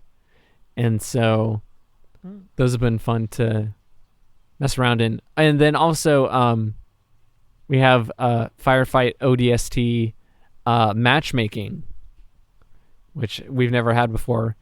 And then also they added customization for that as well.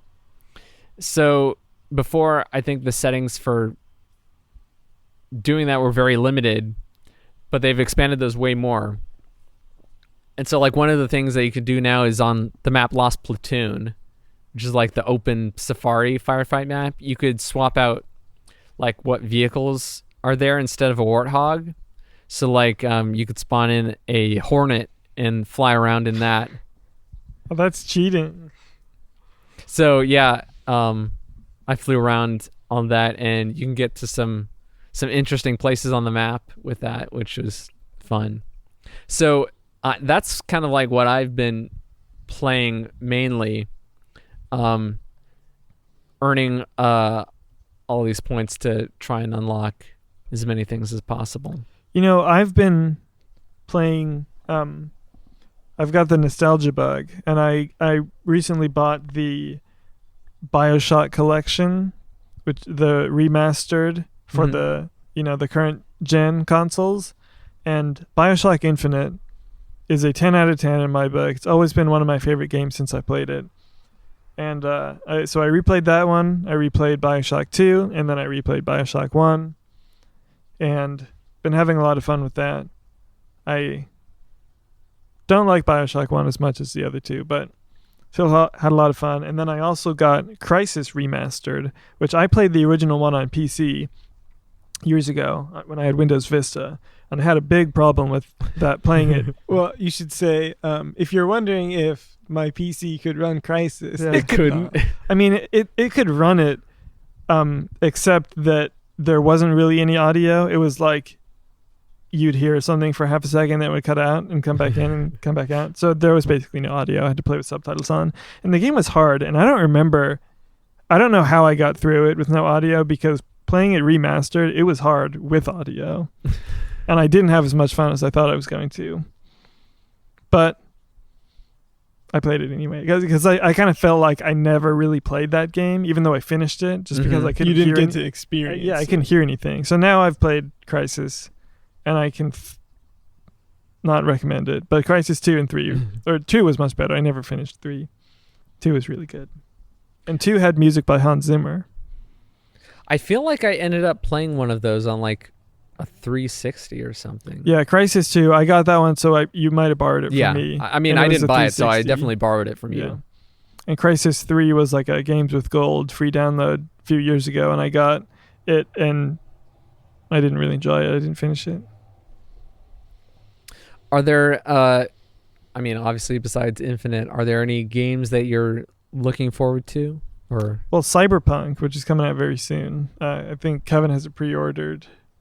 I do. Yeah. I'm looking I forward may to- be too busy playing Apex Legends to play it, though. I'm looking forward to watching you play it, or just give it to me then. I'll play it. Yeah, we'll see how I feel when it comes out. it's funny, the game has been delayed for so long. I had just assumed that it was coming out next year. Yeah. I forgot that it was coming out. Is it coming out this this year? year. Honestly, I haven't been paying attention. I think it's November, because it went gold. Mhm. That was big news, because they went back on their promise not to do crunch time, and then Yeah. like just a few days later it went gold. So the crunch didn't last too long. So yeah, it's done. I know for me, the Star Wars Squadrons game came out. Oh yeah. I haven't gotten it or played it or anything like that, but I do feel like I will get that eventually. And I heard that it's only $40. So I didn't know that. So I have a feeling I'll be getting that sometime before the end of the year, at least. Kevin, anything? I want to ask Looking at- you how you're enjoying your first Christopher Paolini. Oh, yeah. So we consume a lot of forms of media around here. This is probably like, I'm sure you've talked about books before. I probably read the most books between the three of us. Yeah. But this is Kevin, by the way. Yeah. So typically the only books that I've read actively for the last, I don't know, a really long time have been Halo books. But for the longest time, Kevin, you've been, and you're not the only one, saying that the book series Aragon, Yeah. by Christopher Paolini is great. And I kind of gave you a hard time for being a fan of his, despite not doubting the credibility of his writing or anything like that. But then, Just like making fun of him because he's always talking about it. yeah. And then years ago, you finally mentioned that he was writing a sci-fi book. Yeah. And so that perked my interest, and so that's when I kind of started to So that what your interest? piqued my interest. Oh, I hope that didn't. I thought you said quirked. He said perked, but he meant peaked. Oh, Okay. whatever I said, it got my interest. So I started following him more actively, and his sci-fi book finally came out, and so I got it. And Kevin, I have a feeling you finished it. I have not finished it. Here's the thing. It is a super long book. It's in the 800-page range, which for me isn't really an issue. The thing is, the font is so small that it's longer than any other 800-page book you would have read in terms of word count. Mhm. So, like, it's longer than his longest book before that, which already was in the 800 range, but it's just so much longer than that. So I have been reading it every single day since it came out. It's like a month by now? It came out just under a month ago, and I checked. As of this morning, I'm on page 693. So I still have a little bit of a ways to go, but no, I have not finished it. I'm on page, I think it's like 120 or something like that. I don't read nearly as often as you. It's usually like in like hour bursts here and there. Are you in part 2 yet? Because the book is split up into parts. I'm pretty sure I'm in part 2. This is probably incredibly boring for people listening to this, but stuff's hit the fan. Mm-hmm. Things are very engaging. Kevin, you had mentioned before, when I wasn't as far in, that it reminded you a lot of a Halo book. Yeah. And being at the point where I am now, I definitely agree. Okay. And I would say, I think it is better. It's definitely better than the last Halo book that I ended up reading. Oh, good. But yeah, so I'm liking it a lot so far. Good. So it's split into 6 parts. I'm in part 5, and I will say that part 3 is like, if I'm sure you won't do this, but if you feel like you're going to give up on the book for whatever reason, at least get to part 3, because that was just so good. And then you probably will want to keep reading from there. Yeah. I'm not the type of person to like give up on something. Yeah. I feel like once I started, I have to see it through. So I'll definitely read it all the way through, but that's good to know. Maybe you guys can talk about it next year. Kyla, are you going to be reading it?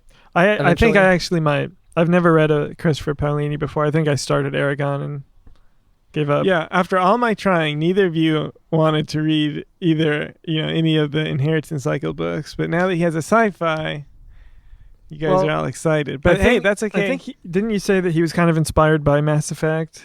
He's a huge Mass Effect fan. Mass Effect 2. See, I have 3 10 out of 10 games, perfect games. Bioshock Infinite, Mass Effect 2, and Halo 3. Yeah, so Halo and Mass Effect, definitely he's got the feel of both of those in this book. Mm-hmm. Layne, you've played both of those. I'm sure you would agree. Yeah, definitely. Yeah. The beginning is more Halo, and then it turns into a little bit more of Mass Effect. Now, I haven't played Mass Effect, but I have watched plenty of Kyle playing it, so I know the feeling. It becomes more Mass Effect. I've played each Mass Effect game, the 1, 2, and 3 times. I hear that they're going to do a remaster, and I'm absolutely going to get that and play it again. And then I played Andromeda twice, and I don't recommend it. Layne, can I ask you what you think of like his writing style?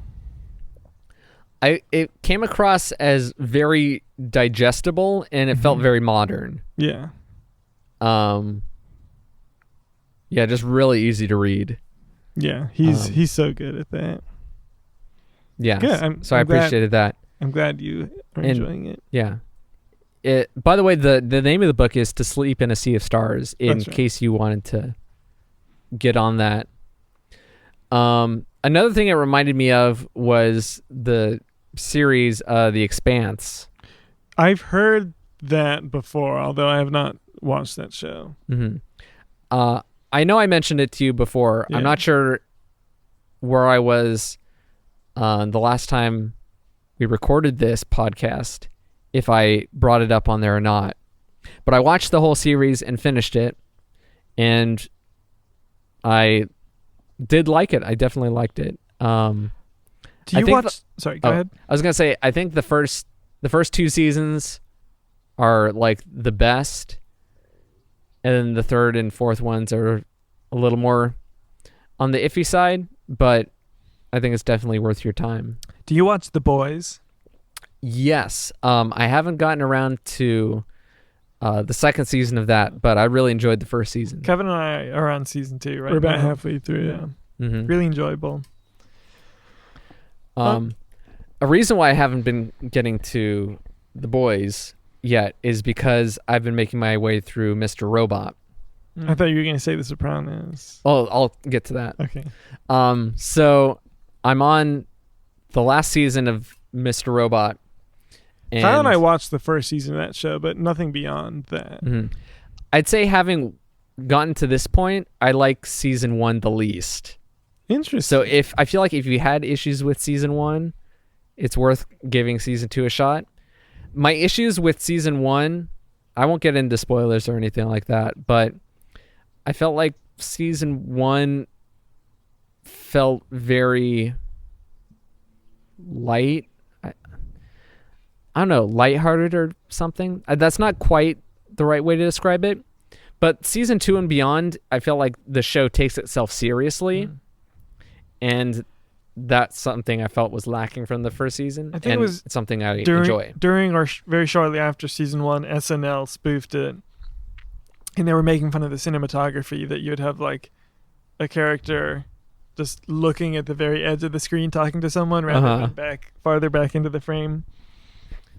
I feel like They went for a unique cinematography look. Which I enjoyed the cinematography. Yeah, I know. I thought it was Mm. It was cool. I just think it was also funny that they got made fun of. I do have a quick Mr. Robot related story for you, which is, you know who Christian Slater is? He's one of the actors on the show. Kyle and I, a few years ago, went to New York and happened to see him hanging around there. Mm-hmm. What? I don't remember that. Yeah. So it wasn't like we ran into him on the street. It was, I think it was our last day, and we got up early to go see one of those like morning shows that they were taping. It was whatever one. It was the Today Show, I think, because it was the one with the George Bush's daughter was there too. I don't know. So that it was stuff. George Bush's daughter and Christian Slater were there outside doing some segment, and we saw that. Oh, okay. Yeah, there you go. So I remember hearing Al Roker say "Your neck of the woods." I feel like I was there for that. Yeah, we also got to see Matt Lauer. You can't see him anymore. No. No.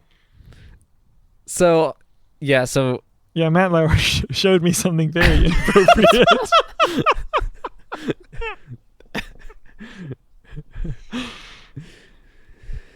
So I'm gonna finish that, and then I think next on the docket is The Boys season 2. I think last we chatted, and I think last we recorded, I was making my way through The Sopranos, and I finished The Sopranos. Really? Okay, we got to Yeah. send you that article. Yeah. Read through. So what do you think of the ending? So I've accomplished it. I feel like it's okay to mention spoilers for that here. For a show that ended Even though years it's ago. So I had always heard that the ending was super controversial, and it just ended with him sitting in the diner, and I felt like I could abstract. I'd never seen anything from that episode or anything like that. You knew how, you had heard how it ended, but you had never seen the ending. Yeah, I just knew that it was him sitting in a diner, and it just ended vaguely, and people were not satisfied. Yeah. So I saw those like critiques, and I felt like, well, keeping it open-ended, I feel like that could work and stuff. And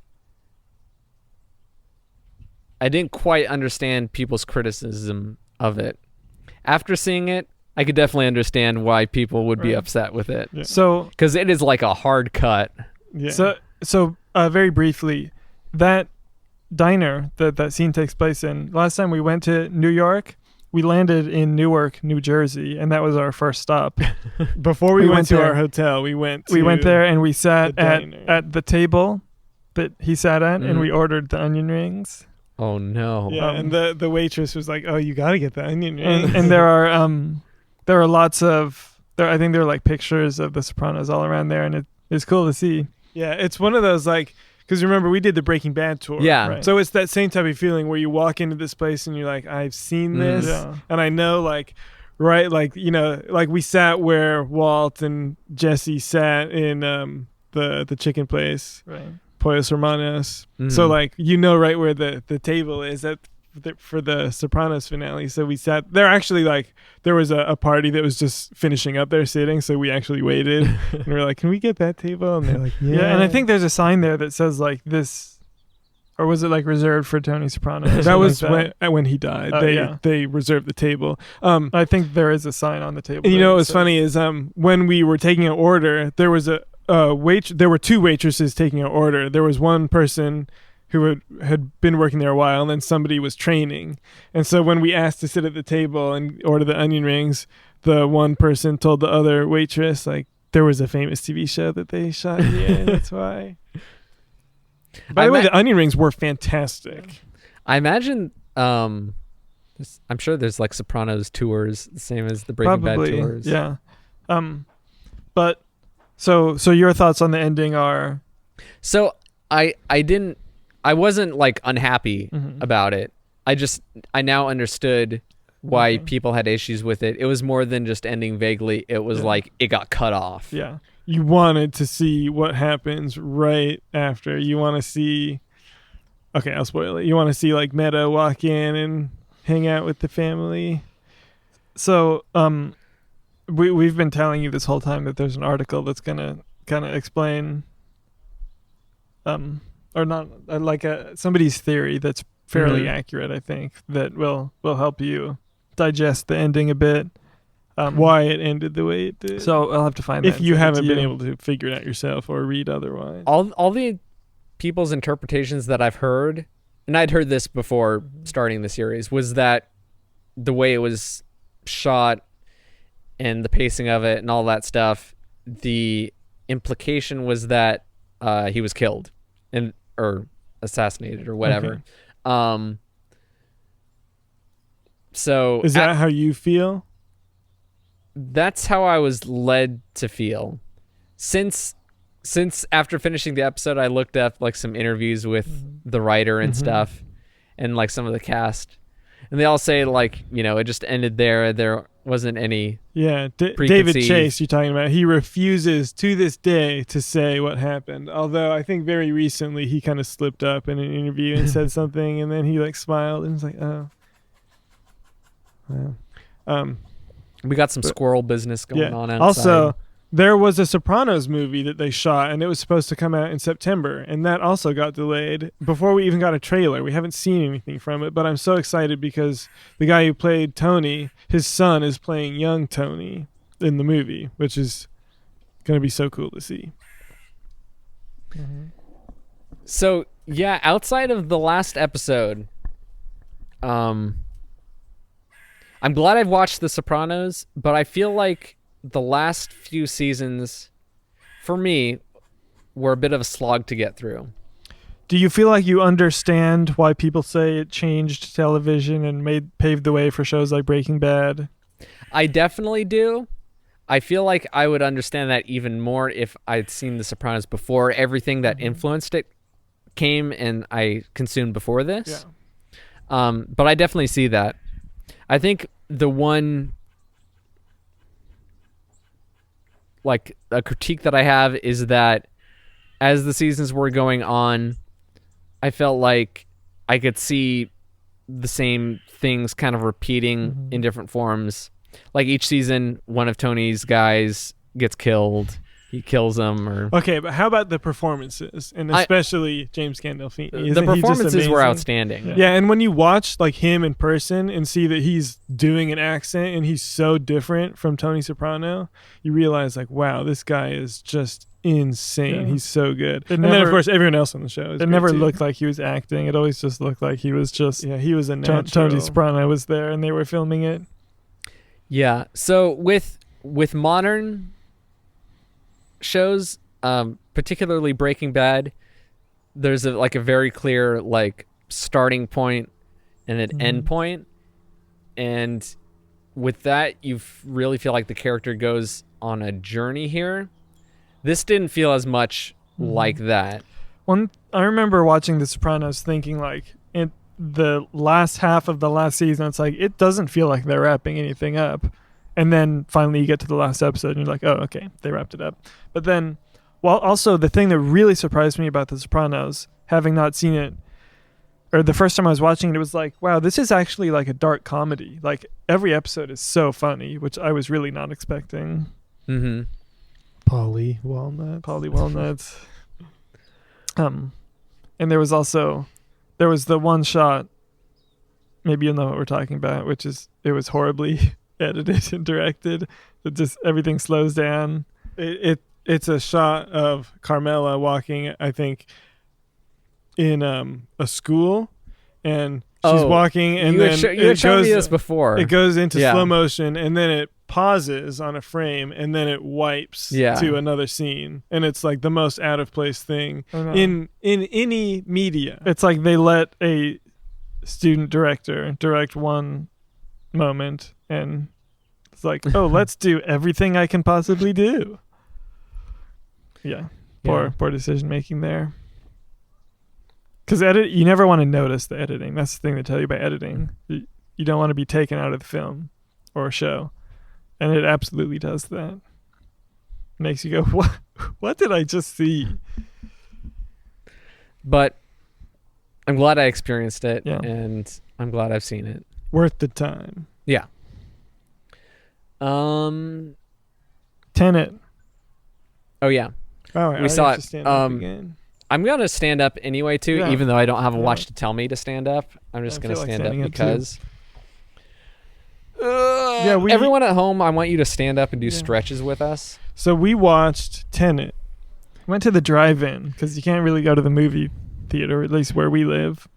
Yeah, where we live is a lot stricter than other places, which is interesting because we're allowed to open up the movie theaters and gyms and all that stuff, but a lot of them aren't doing it, which is frustrating for me because I really want to go to a gym and I really want to go to a movie theater. But I understand, people's safety is involved and whatnot. But You haven't worked out in a movie theater in ages. I know, You're probably exactly. so frustrated. So yeah, this was obviously Tenet and the James Bond movie, which got pushed back again.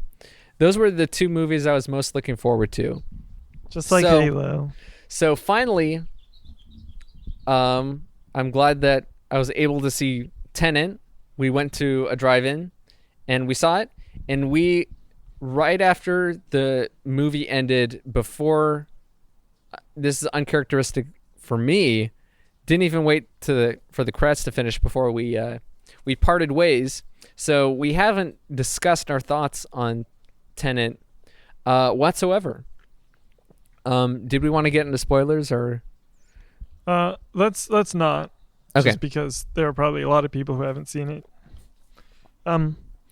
So my thoughts is that I had heard before I saw it that it was confusing and that people had trouble hearing the dialogue because it was mixed really quiet compared to the music and sound effects and whatnot. I didn't have that problem, and I didn't think it was as confusing as people say it was. I was entertained, particularly the action sequences, which were really cool, but I didn't come away from it thinking that it's one of my favorite movies or that I have to see it again at all. Yeah, I'll say, like Kyle, I heard that it's kind of complicated. So I went into it expecting not to understand it, and I came out not understanding it. So, yeah, I can't really tell you what it was about. I mean, I know kind of what happened, but I don't know Reading the Wikipedia page after you see it will help. I did that. However, like Kyle said, it was the action scenes that stood out absolutely because they're so unique, and they're, they do things that have never been done in movies before, which is characteristic of Nolan. If you watched Inception, you'll know that he plays with things in ways that other directors and writers do not. However, I definitely did not come out of it thinking it's a must-see movie. I mean, as a filmmaker, yeah, it was so well directed. Absolutely. Well written, on the other hand, I would disagree with. I definitely, obviously, I did enjoy watching it. It's definitely not his best movie. It was incredibly entertaining to watch and stuff. I felt like I was able to follow it well enough. I think the things where it falls short are in explaining kind of like the rules of the world. I felt like it kind of did that I don't know, more quickly than I feel like for me it should have. It was more of like, what is the point of all this happening? I didn't understand why anything was happening. Yeah, so I guess like the why and the how could have been touched on more or given more emphasis.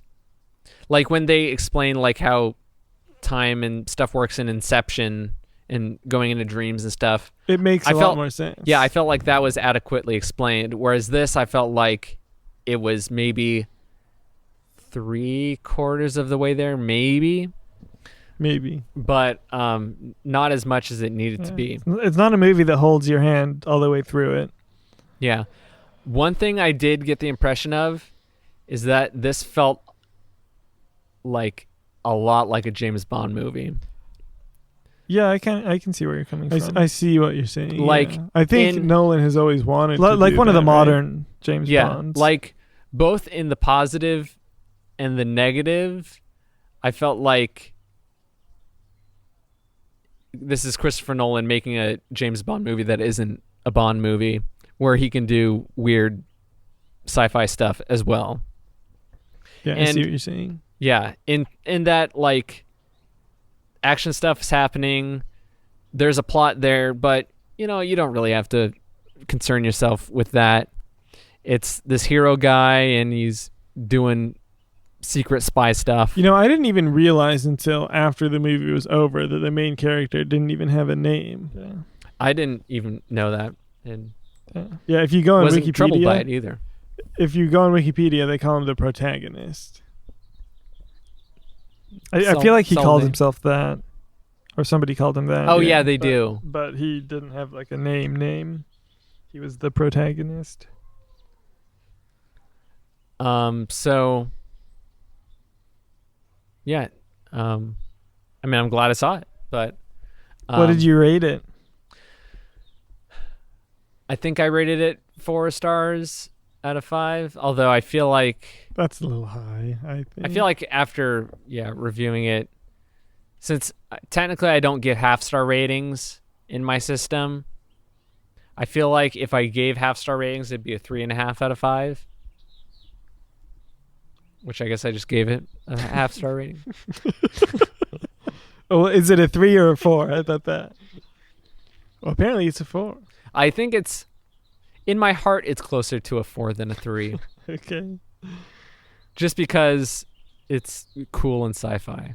So I have watched so many TV shows since the shutdown began. Kyle and I watched a lot together, and then I started watching a whole bunch on my own. So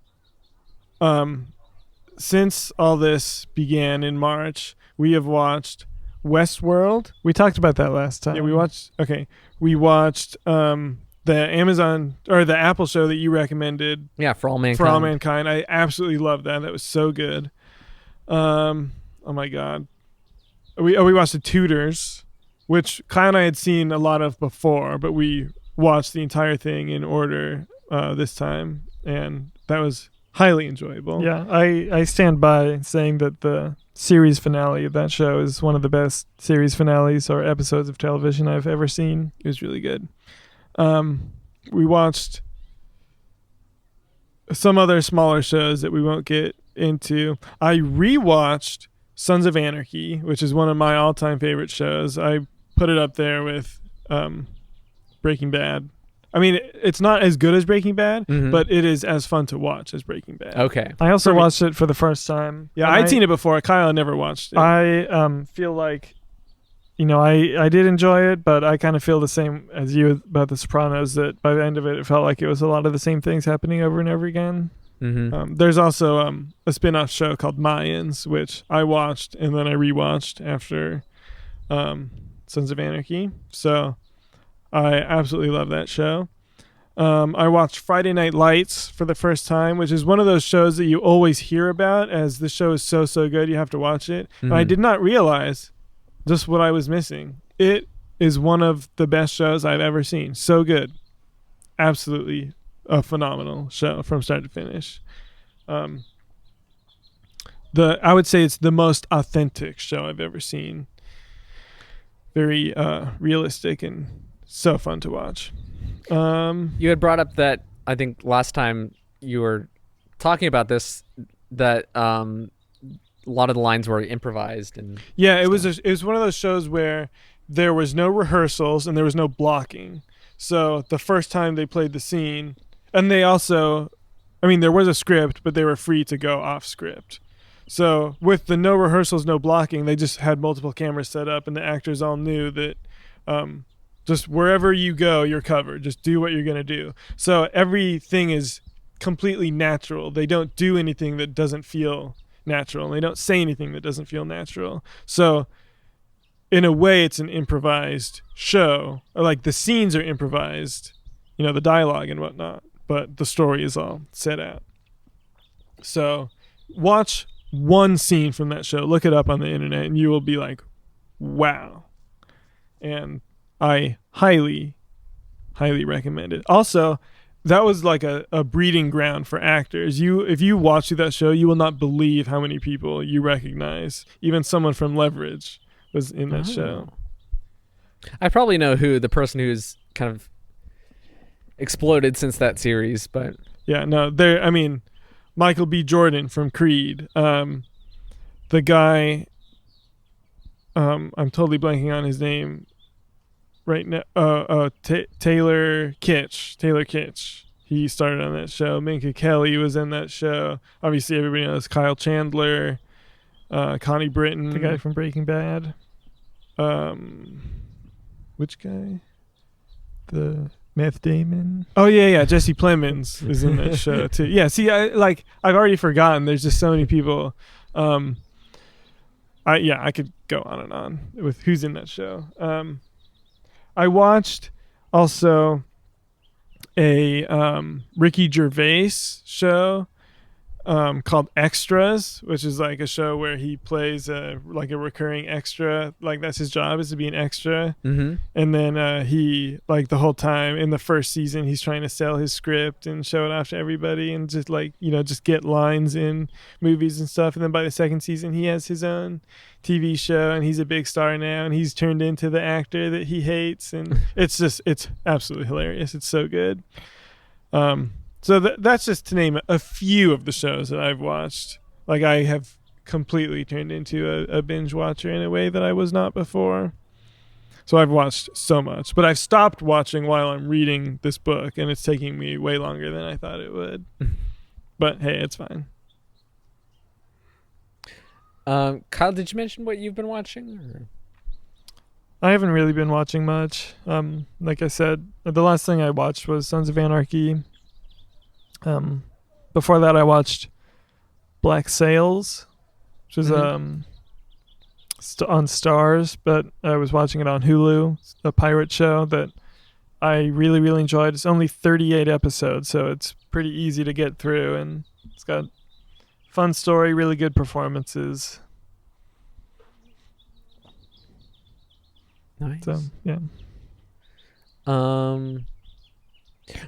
I think one last thing I'll mention that I've been watching is it's sort of like I guess you would call it like a documentary travel log series. And it's with Ewan McGregor in it. It's on Apple Plus, Apple TV. I forget what they call it. I think it's Apple TV. Yeah, Plus. Apple TV. I'm mixing my streaming services up. But he and a buddy are really into motorcycles, and so they've made a few series where they pretty much like start at one point of the world and then ride to the other. And so the first one that they did was called Long Way Round, where they started in England and rode motorcycles all the way across the continent through Asia and Russia. Wow. And then took a ferry across to Alaska and then all the way through America to New York. Wow. And then the second one was called The Long Way Down, which is where they started in England and then made their way down through Africa to the Horn of Africa. Wow. So I'd watched those on Netflix and they were really entertaining. And so they went to Apple TV Plus with this new season. It's called The Long Way Up. And so they're starting at the bottom of South America and working their way up to Los Angeles. Only this time they've committed themselves to only using electric motorcycles. Wow. And they have electric cars. So I think there's like 4 or 5 episodes out now. So it's kind of like, in a way, a reality TV show in that things inevitably go wrong. Like they have trouble finding charging stations. Yeah. And when they're starting out when it's winter where they are, and so the battery's capacity is greatly reduced. Oh yeah. So they're not getting as much drive out there as possible. And also both like the motorcycles that they use and the cars were like very like early development for the companies. And so like they're getting these cars and motorcycles from the companies at like the very last minute, and they're not even publicly available. They're just prototypes. Oh wow. And so it's them like working through that stuff as well. So it's been entertaining. If you're interested in motorcycle shows, I would recommend Sons of Anarchy. Do they have electric motorcycles? They do not. I don't imagine they would. But it does take place in Northern California. Mm. I will say that. So, do you guys have anything else that you guys you want to mention, bring up, talk about? If you are hiring to direct something, let me know and I will do it. You want me to direct a music video or whatever? Sure. Yeah. No problem. No problem. No, I have nothing to add. Okay. Well, this is, believe it or not, it's been 2 hours. I believe I do. Oh, yeah. You've had your watch giving you I notifications know I had to stand up. twice this whole thing. So, if you want to follow us individually, since we're not really doing TP stuff a whole lot right now, Kevin, you have your website, kevinbrio.com. That's right. I have my website, lanethomas.net, or Twitter. It's probably a little bit better, at Layne Thomas. Kyle? Yeah, there's kylebrio.com, but there's no content, or it's not an accessible web. You get a page. nice white page. Yeah, you can find me on Twitter, Instagram, Facebook, whatever, but I don't post much. So yeah. If you want to follow our TP stuff on Twitter, it's at Thomas Pro Inc. YouTube is youtube.com/Thomas Productions. Instagram is at Thomas Pro Inc. Not posting there as much since we wrapped on Marlon season 11, but you can still find us there. Other than that, I think that's about it. Who knows when we'll record the next episode, and who knows what things will be like then. But until then, I'm Layne. I'm Kyle. I'm Kevin. And see you next time.